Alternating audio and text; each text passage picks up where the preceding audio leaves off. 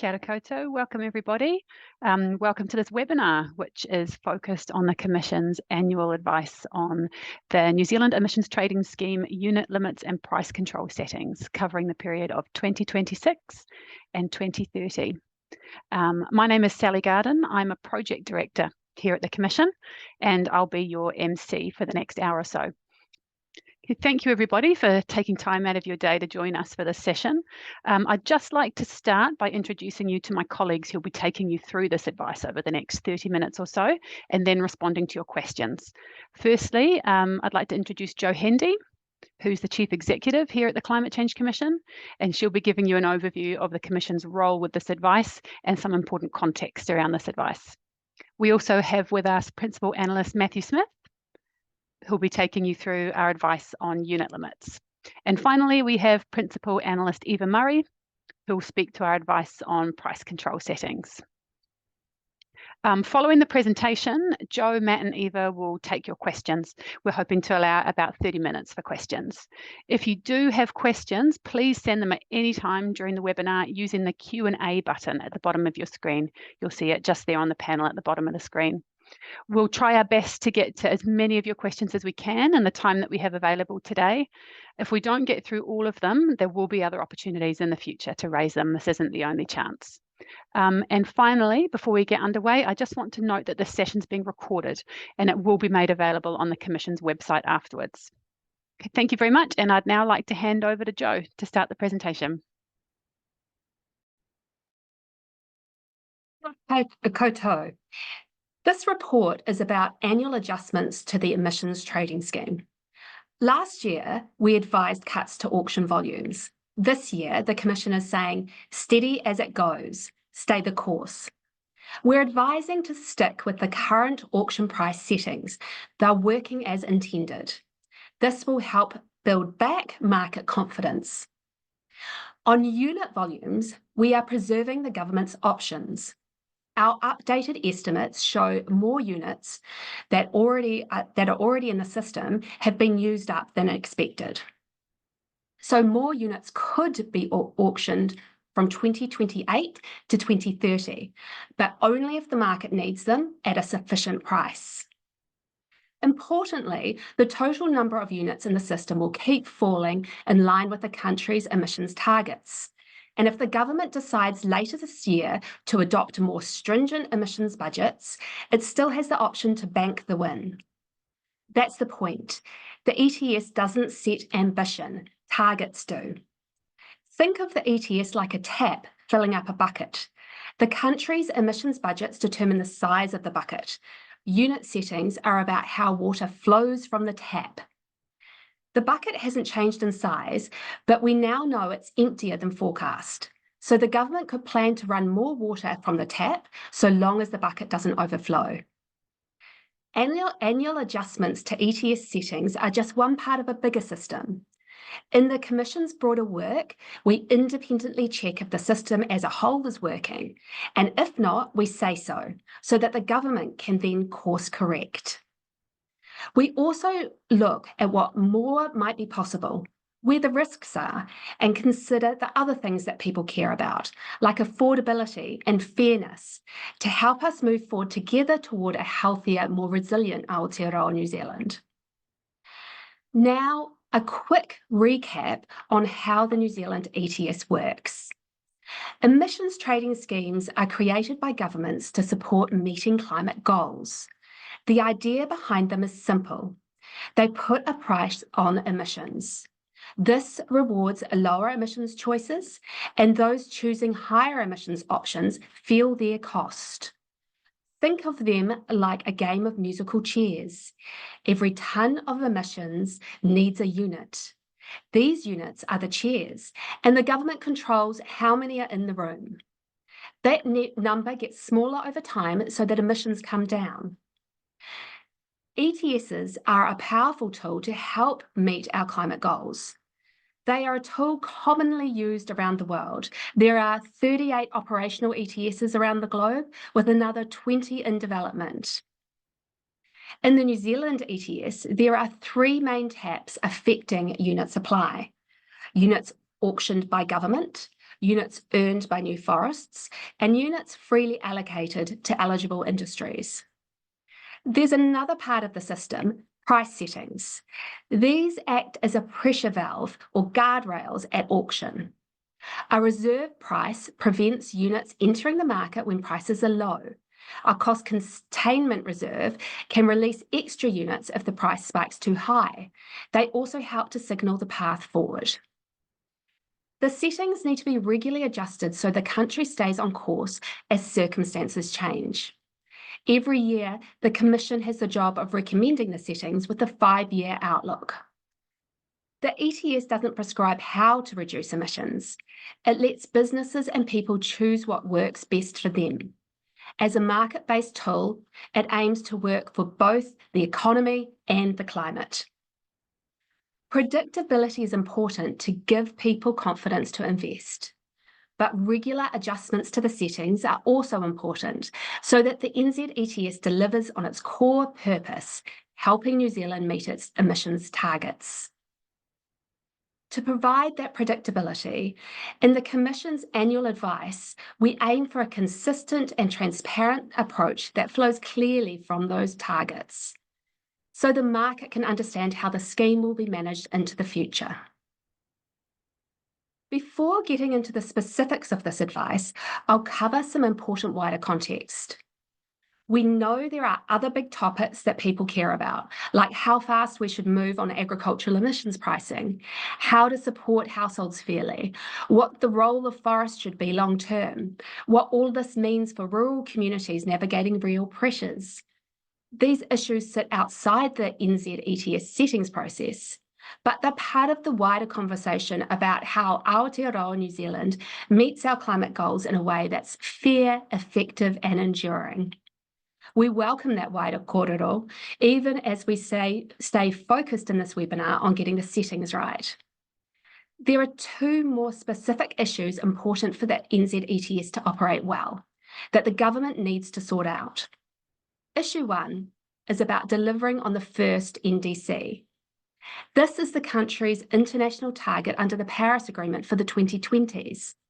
In this advice, the Commission's lined up the ETS settings with the emissions budgets and is relying on the government to acquire sufficient offshore mitigation to meet the first NDC.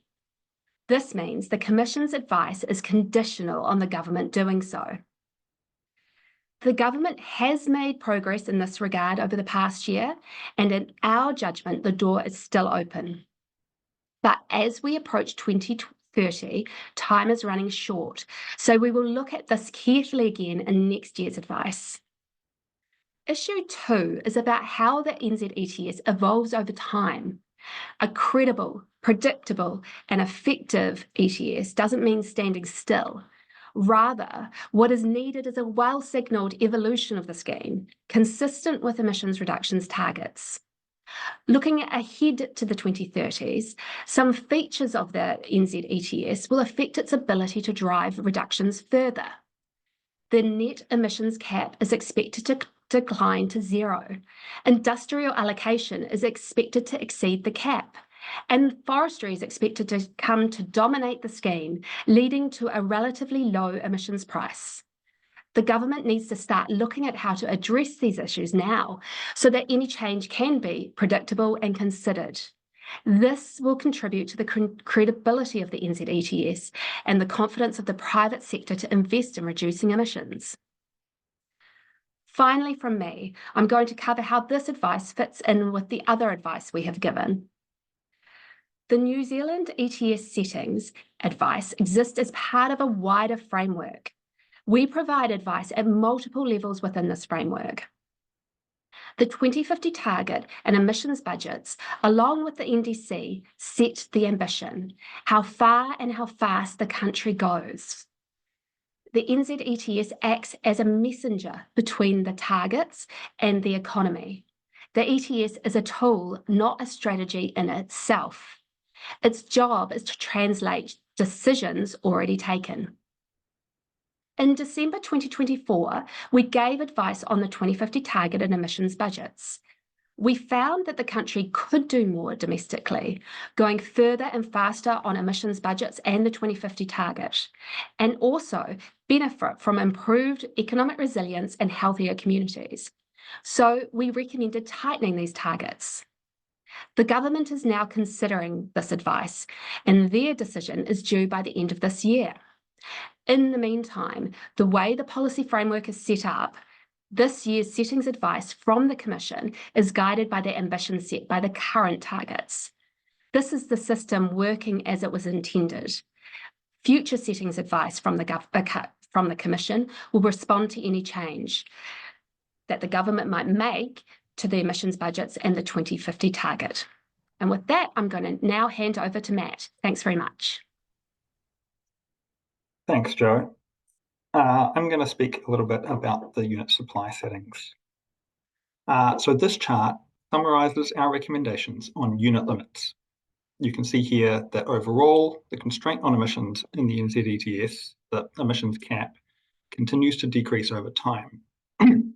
Within that cap, our recommendations this year involve redistributing volume to auctions in the later years of the 5-year period covered. Our assessment is that an additional 13.6 million units can be reallocated to auctions over the period.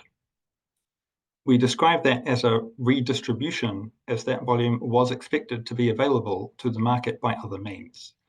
We now expect that it won't be available due to changes to the estimated surplus units and to forecast industrial allocation, meaning there is more volume to distribute via auctions, while still aligning with emission budgets.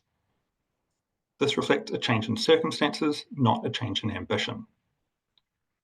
We recommended that the additional volume be offered over 2028 to 2030, and our assessment changes to the 2026 and 2027 settings are not justified. Deferring the auction volumes until the later years in the period provides flexibility to make changes if the government revises emission budgets or if new information suggests that they won't be needed. One additional point to make is that our unit limit recommendations are a package with the price control settings. We've recommended maintaining the current auction reserve price, and that will ensure that these units only enter the market if they are needed. Our recommendation is for what may be auctioned. If by 2028 the market already has sufficient units to cover demand, they simply won't all be sold. Next slide. So as Jo mentioned, in December 2024, the government released its second emission reduction plan, which covers the period 2026 to 2030, the same period covered by this NZ ETS settings advice. It also set out the emissions cap that the government expects to implement through the NZ ETS, and you can see that in the table on this slide. This cap is lower than the emissions cap used for the NZ ETS settings in previous years. It's based on the government's emission projections from that second emissions reduction plan. And so it already factors in lower emissions as a result of policies, including New Zealand Steel's electric arc furnace and other GIDI projects. Overall, the emissions projected are below the level of the second emissions budget. Our advice on the NZ ETS settings needs to consider the proper functioning of the scheme, including government policy. The NZ ETS settings we recommend need to be compatible with how the government intends to use the scheme to meet emission targets. So our advice has taken this plan and the emissions cap set out in it into account. We have heard commentary that the Commission ought to have reduced the emissions cap further. The reason why we didn't do that is that last year we gave the government advice on emissions budgets and the 2050 target, and the government is still considering that advice. If we were to reduce the volume to be auctioned under the cap, this would effectively be adjusting the emissions budget downward and preempting those decisions that the government will make by the end of the year. Next slide, please. So on the unit limits, we have an established 7-step method for aligning with emissions targets. This table sets out each of the 7 steps, the key new information available, and the high-level result of our analysis. The steps are all brought together in our auction volume recommendations. The steps are the same as our previous advice, so I won't go over them in detail here. I just want to step through what we found on each. So just quickly on those. For step 1, for aligning with targets, as noted earlier, we align with emission budgets as the domestic component of the first NDC and as stepping stones to the 2050 target. For step 2, on setting the emissions cap, we've implemented the government's decision in the second emission reduction plan on a provisional emissions cap for the NZ ETS. For step 3, on technical adjustments, the differences we'd previously identified between the inventory and the ETS's estimates of emissions have been resolved, so it was necessary to remove the technical adjustments we had previously applied for those. For step 4, on industrial allocation, this is forecast to be lower than we'd forecast last year because of changes to allocative baselines and industrial production. For step 5, our estimate of the surplus units in the market has declined. I'll go over that in more detail on the next slide. For step 6, the government has not approved any overseas units to enter the scheme, so that limit remains set at 0. And in step 7, we bring all the previous steps together, and that showed that the government could auction 13.6 million more units than expected. We recommended that this additional volume be backloaded into the latter years of the period. This provides more time to adjust course if new information comes to hand about the surplus, or about emissions, or if the government revises emission budgets. Next slide, please. So our advice this year followed much the same approach as we've used in previous years. One area where we made methodological changes was in how we estimate the surplus units in the scheme. These surplus units are factored in as units already in the market that are available to emitters. Determining how many units are surplus is important because these units create risk that emission budgets will be exceeded if they aren't properly taken into account. To estimate the surplus, we first estimate the units that are needed by participants in the market to operate in line with emission budgets. We then subtract these units from the total units in the registry. This graph shows last year's estimate on the left with a surplus component in yellow. The right-hand bar shows this year's figures and shows the surplus in the yellow and red blocks together. On the methodological changes, we've adjusted how we estimate some of the existing categories of non-surplus units, and we've included 2 new categories, a separate category of non-surplus units held for emissions that have already occurred, the holding volume shown here in green, and an additional category of surplus units due to the timing of when forestry units are allocated, in red. We go over these changes in more detail in Technical Annex 1 published alongside our report. In addition to the methodological changes, in 2024, the surplus also came down because of a planned drawdown on surplus volumes and auctions partially declining. Altogether, the combination of methodological changes and the drawdown of the surplus in 2024 saw the surplus reduced to 50.2 million units. Our recommended settings continue to aim to draw this volume down by 2030. And with that, I'll hand over to Eva to discuss the price control settings. Hi, everyone. On the price control settings, I'll first just briefly recap what they are. They are controls that operate at government auctions of New Zealand units. And they include a cost containment reserve, or CCR. This mechanism makes more units available for sale if the price at auction reaches very high levels. So those extra units act as a brake on further price rises. Second, there's also the auction reserve price, or ARP. If bids at auction do not reach this price, units are withheld from sale to help rebalance supply and demand. And together, these mechanisms signal the range of where price discovery in the market should be occurring to achieve the emissions budgets. I must stress that these price controls are guardrails and not a prediction of the price. They do not set the NZU price either in the auctions or in the secondary market. And moving on to our advice, it's already been said, but the high-level summary is that the settings currently in regulations are fit for purpose in our assessment. We recommend they remain as is with only minor adjustments for inflation. And the settings we recommend are sort of displayed on this chart, on this slide. I do want to comment specifically on the auction reserve price, the ARP. The ARP is currently above the spot NZU price in the market, and it has caused auctions to decline over the past year or to only partially clear. We consider that this is the ARP working well. It's doing what it's supposed to do, which is to stop adding units to the market when prices are low. Based on the evidence, we see no case for reducing the ARP either now or in the future. Lowering it would undermine existing investments and the new investments that we need to meet our targets. We also think, based on past experience and discussions with ETS participants, that keeping the ARP at its current level is important for market confidence. Stability is critical while confidence in the ETS remains fragile. So over the next 3 slides, I'll discuss in more detail how we came to our conclusion that these settings are still fit for purpose. Next slide, please.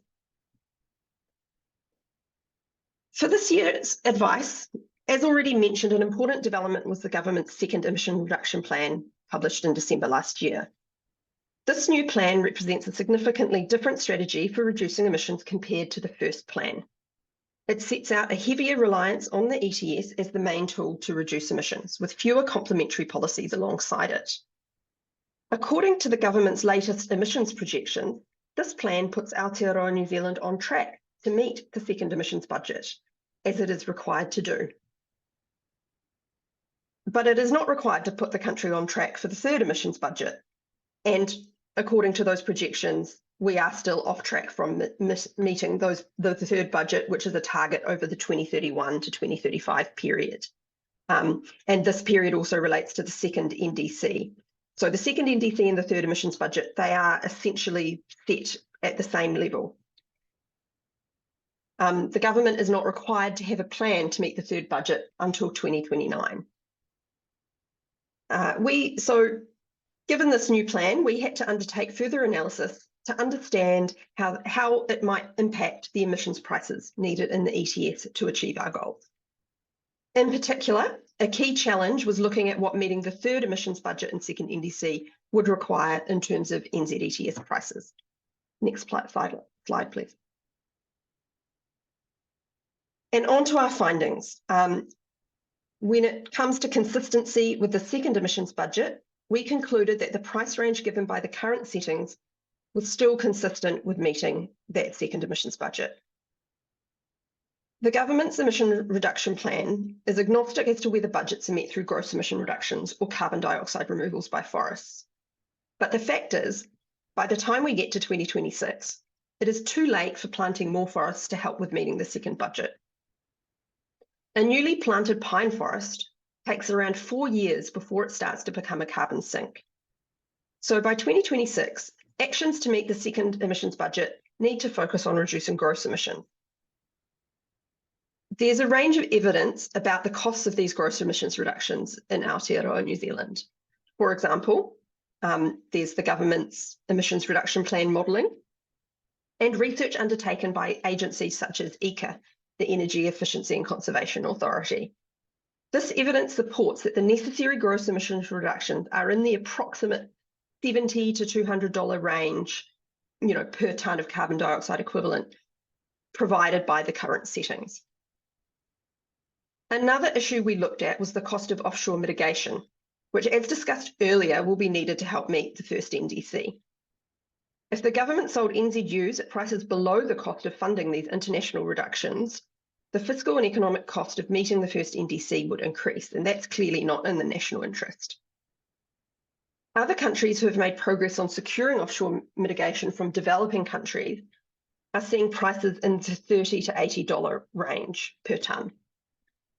So based on this, we consider that the level and trajectory of the current auction reserve price reduces the risk of the government selling NZUs below the cost of offshore mitigation.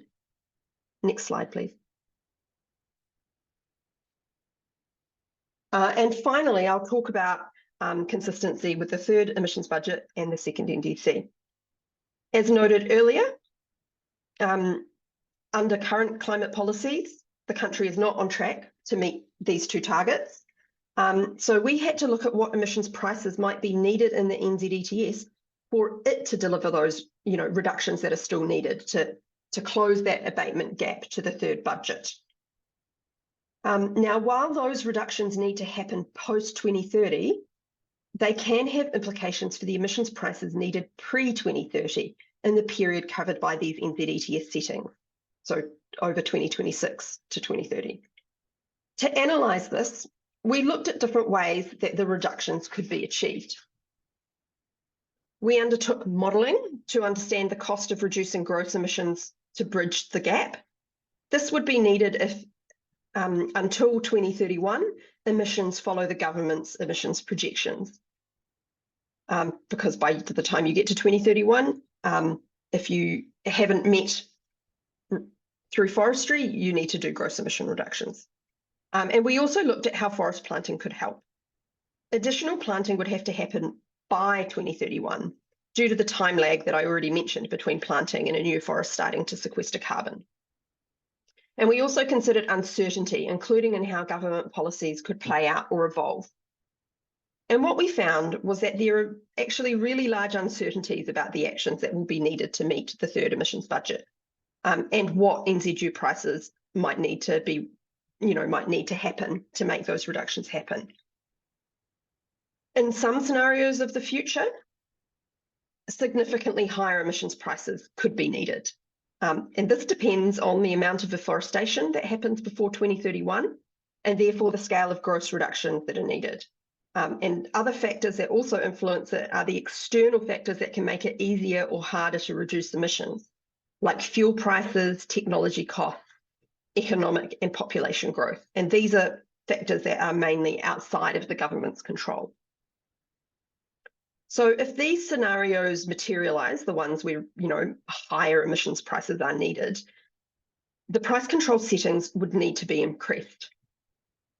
This is very uncertain, however, and it's very hard to assess right now whether these scenarios will actually come to pass. At this stage, we think it's too uncertain to justify lifting the price controls now. Some of this uncertainty is likely to resolve in the next 2 to 3 years, though. For example, we will likely have a much better idea about how afforestation is tracking and how it might track towards 2031 in just a couple of years' time. We will also likely have a better sense of how energy prices are tracking and what effect they're having on emissions.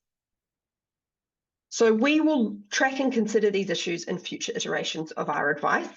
And each year we'll look at how these relevant issues are developing to consider whether an increase in the price control settings might be necessary. Now that brings me to the end of our material on the price control settings. So I'll now hand back to Jo.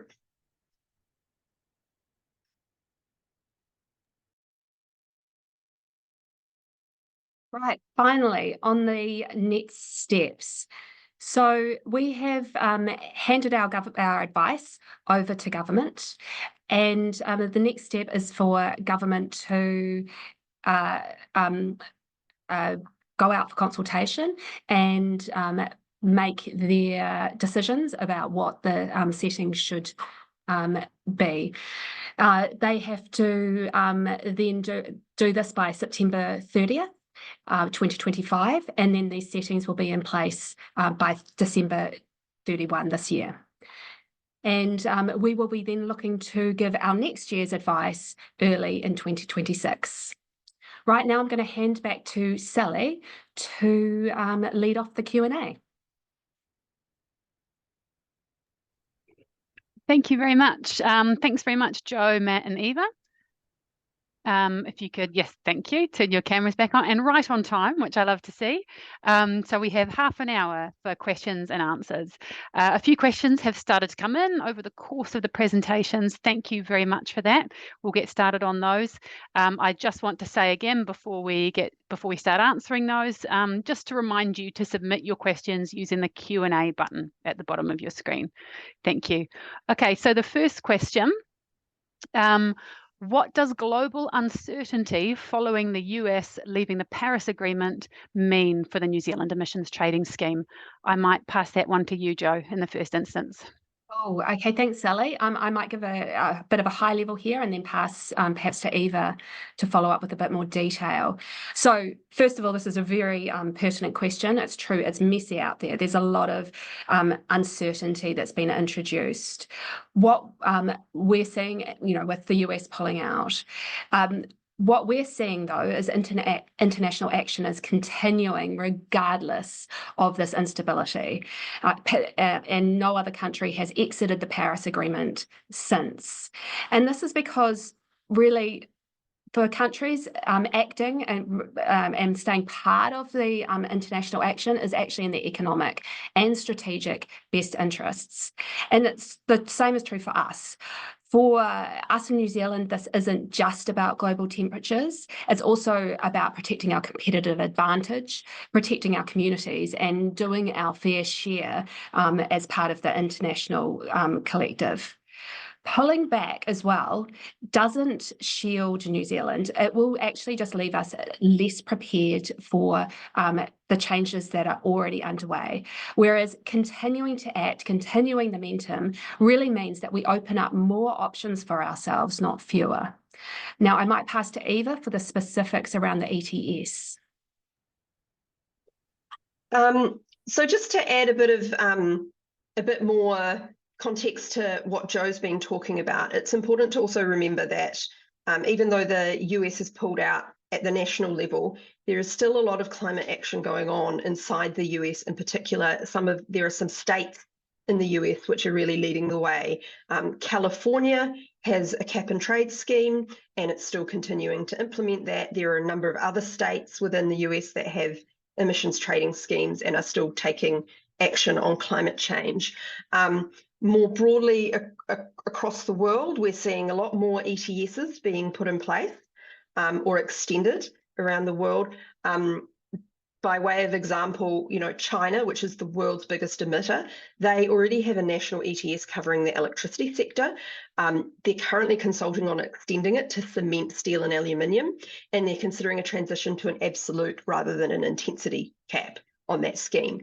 And in terms of their targets, their new NDC, we're expecting it to be announced later this year, but their president in the last couple of weeks just announced that that new target would cover all sectors and all greenhouse gases in their economy, which is quite a big step forward since previously their targets only covered carbon dioxide. And then in some other large countries as well, we're seeing more action. Last year, India adopted detailed regulations for a compliance carbon market that will cover their industrial sectors, and they're rolling that out over time. And Brazil has also, at the end of last year, passed a framework law to enable a national ETS to be set up, and they'll be rolling that out over the next few years too. So yeah, we're seeing increasing action in carbon markets and emissions trading schemes around the world more generally.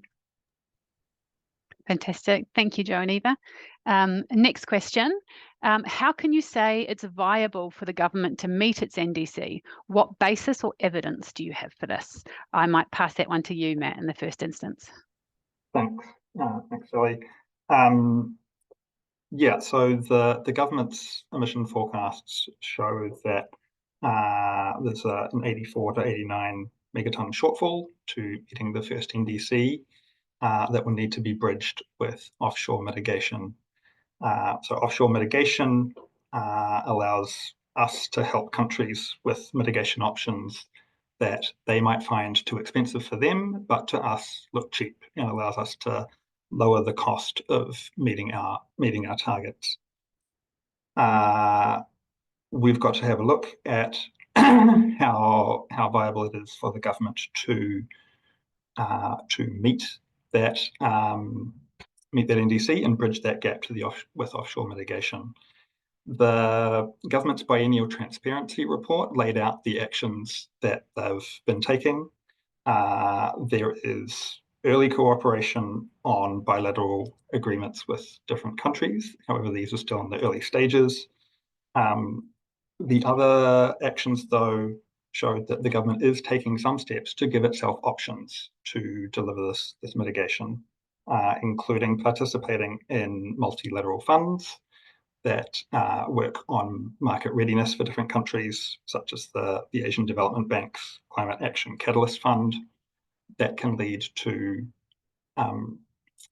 offshore mitigation being available to the partners who have stepped up at the beginning, and the government is participating in that. The second avenue that helps us say that we think it's still viable is the successful negotiation of the rules around the central mechanism for offshore mitigation under Article 6.4 of the Paris Agreement.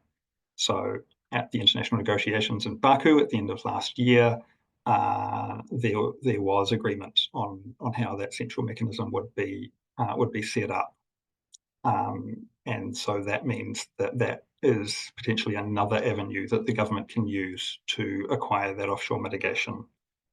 We do acknowledge time is short, that there is, and we will need to reassess how viable it remains in future advice. But for now, that is the evidence that gives us confidence that it's still possible. Great, thanks very much, Matt.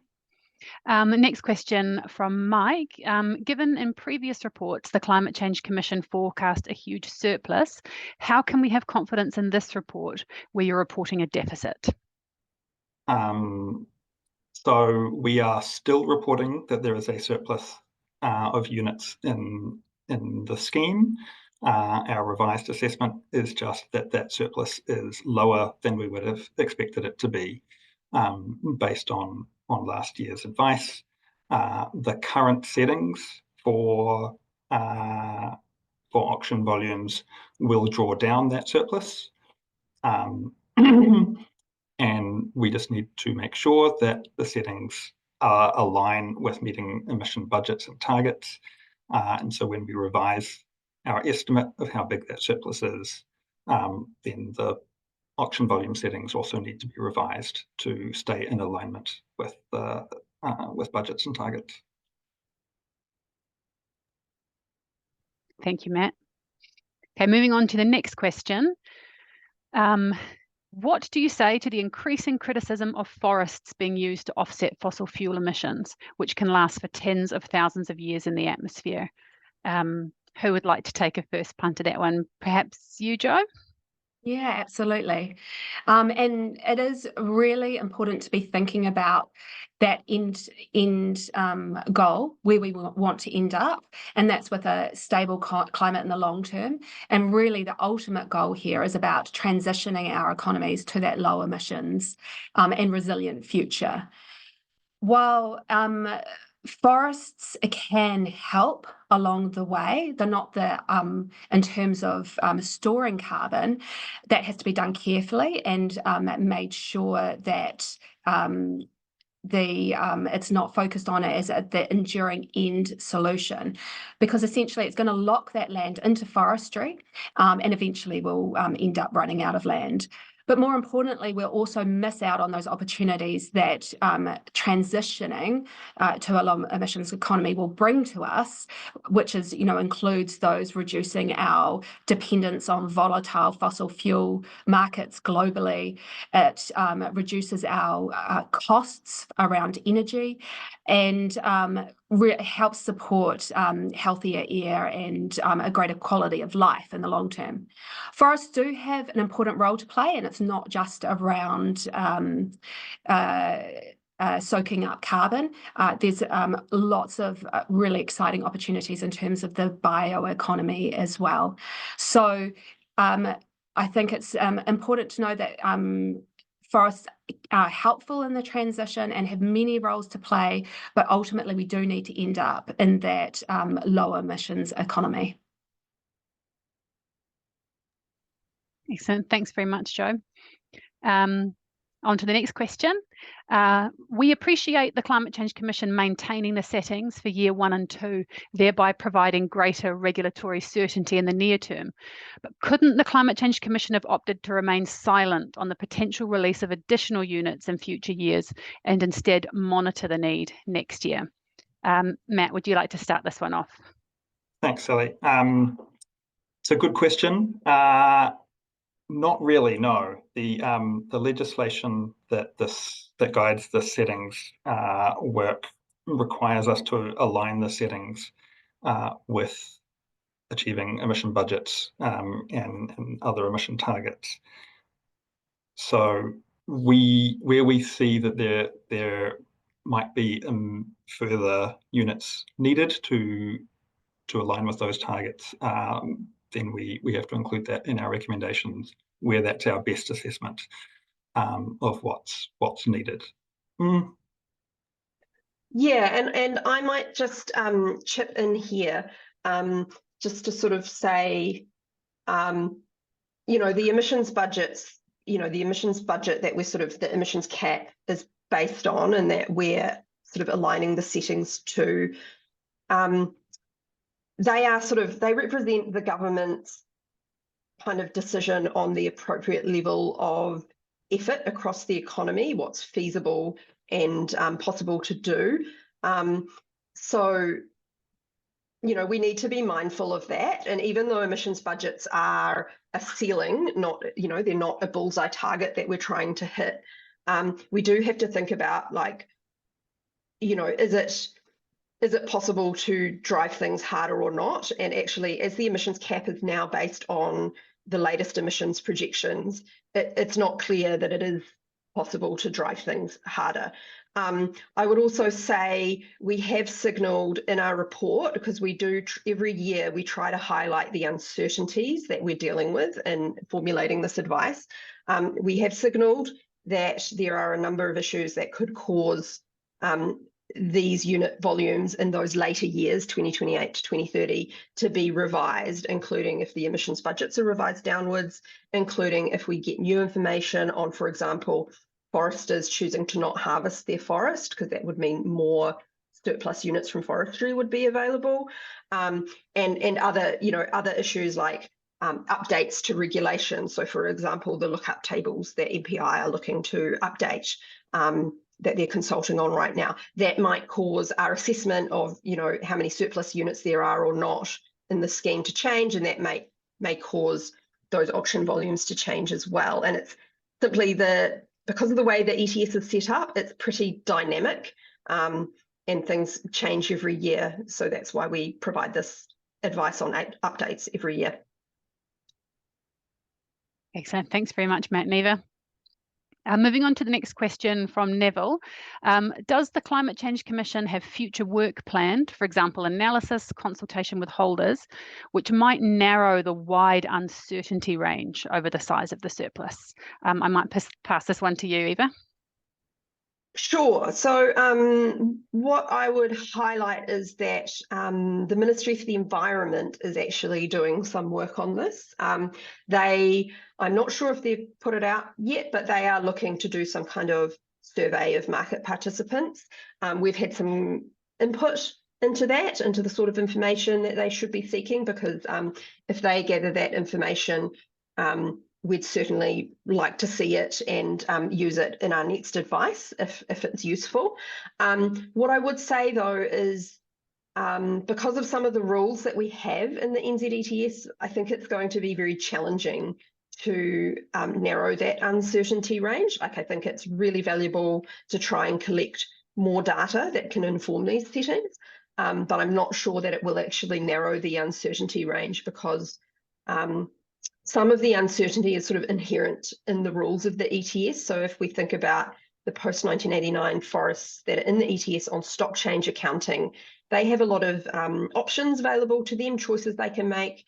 They can change sort of the year that they harvest their forests. They can decide not to harvest their forests, and that changes the amount of units that are available in the system, the amount of units that they might be holding for harvest or that they might have available to sell. And so because it's, these sorts of things are based on decisions of all the individual participants for post-1989 forestry, and they can change their management approach to their forest, whenever they want, and that changes the volumes of units available. There will always be, I think, a fairly significant uncertainty in those estimates, and that's just because of the way the rules are. Thank you, Eva. Moving on to another question here posed by Mary. How do you ensure forest offsets and overseas mitigation do not delay investment in decarbonising the New Zealand economy? Jo, would you like to take this one? Yeah, thanks, Sally. So it's this is one of the reasons why the Commission does an annual monitoring report, and when we do that, we look at what's happening in different sectors of the economy, which creates that transparency about what's going on. Ultimately, it is up to the government of the day what strategy they want to choose around the low emissions transition, and they do so in their emissions reduction plan. It's our role at the Commission to then point out the risks to achieving that and the consequences, and we do that standardly in our monitoring report, which is due this year in July. It comes out every year in July, actually. Thanks very much, Jo. Yeah, so watch this space. Another opportunity to ask questions about that monitoring report after that's released in July. Okay, next question from Catherine. This government's changes of policy, such as the transport, climate, and environmentally regressive mining and energy policies, did you model what impact those policies are likely to have and what those impacts might mean in terms of emissions and also fiscal implications? Who would like to take that one? I can start off on that. What I would say that in this advice, we have a very specific task, which is set out in the legislation, which is to give the government recommendations on the unit limits and price control settings for the next 5 years that accord with New Zealand's emission reduction targets. So what we're doing in this advice is very narrowly focused on what the government's targets mean for how the ETS should be run. And we kind of have to take government's policy as it exists now, as, that's just the state of the world and we have to accept it. It's not like some of our other advice where we're able to look at how we would like to change things or make speed up action. So while we have done modelling in this advice, it's been very, very focused on, given the government's current package of policies as set out in its second emissions reduction plan, what prices might be needed in the ETS. We did look in that modelling as to whether, the impacts of policy uncertainty. So, for example, policies on transport, whether they have more or less impact, whether they're more effective or less effective, or whether, what could happen to the prices, what might be needed for the prices in the ETS if transport policy was strengthened or weakened. But that was more about, how high or low would the price in the NZ ETS need to go to deliver the reductions that the ETS needs to deliver. So basically, as part of this advice, we haven't done the type of modelling that you've asked about there. Yeah, in terms of looking at what the specific emissions impact of those policy changes are, no, we haven't looked at that. We have used the government's emissions forecasts from their second emission reduction plan, and as far as accounting for those emissions, they will be included in those revised forecasts, and so they're taken into account in that step of our process. Thanks very much, Eva and Matt. We have a couple of questions coming in now that are sort of focused around the issue of the permanence of forestry and potential risks of wildfire on that permanence. Is this considered in our advice, and do we have a view on does the Commission have a view on impacts and permanence? Jo? Yeah, thanks, Sally.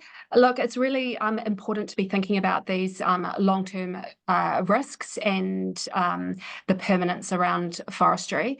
This is the kind of thing that we are looking really carefully at as we pull together the next National Climate Change Risk Assessment. And it's really important to think about the kinds of actions that need to be taken to manage those kinds of risks.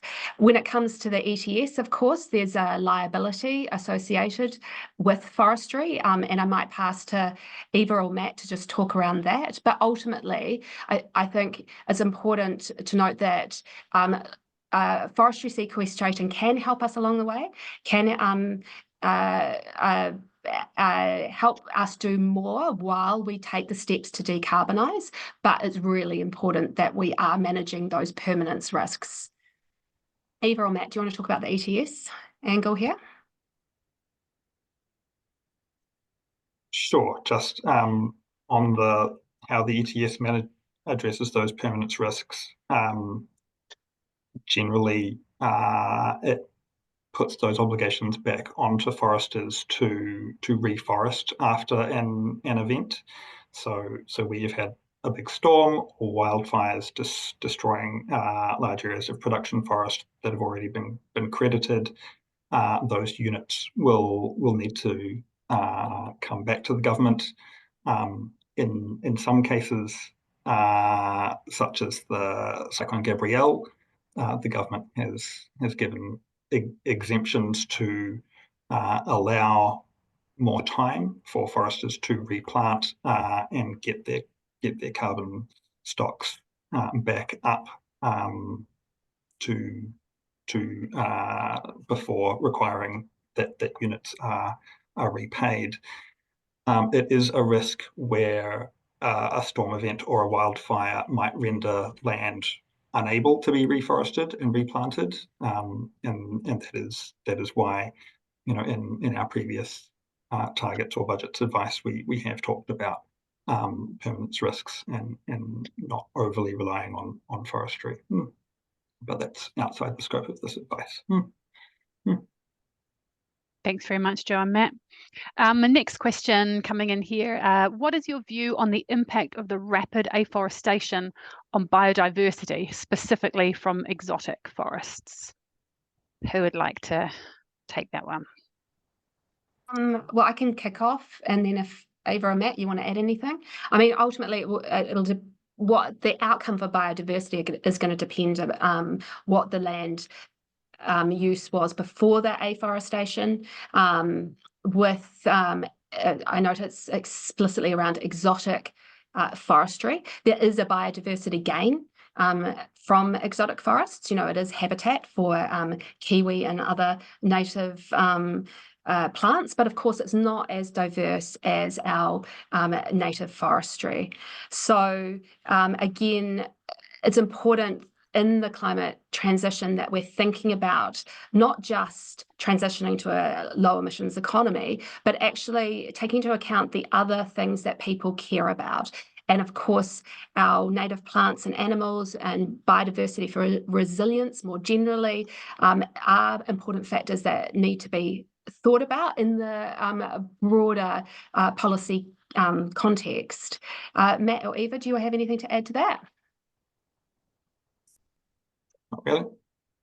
Yeah, just the one small thing I would add is sometimes it's ideas are brought up about how the ETS could be sort of the rules could be changed to encourage more native forest and biodiversity, and I think there probably are some things that could be done in that regard, but I would point out that the purpose of emissions trading scheme focused on greenhouse gases is to reduce greenhouse gases, and that means that it will always be very challenging or limited in its ability to achieve other goals that we might have, but those other goals are still very important. And so on biodiversity, yeah, it's likely that other policies will be needed alongside the ETS to get some of the outcomes that we might want. Fantastic. Thank you both. We're getting close to the end of time here with about 5 minutes left. So just time for one final question before closing out. Joe, I might direct this last one at you.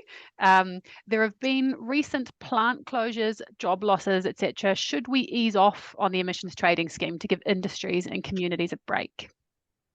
It's absolutely right to be really conscious about the impact on people from things like the the economics of climate change, of the transition, and there are people doing it tough right now.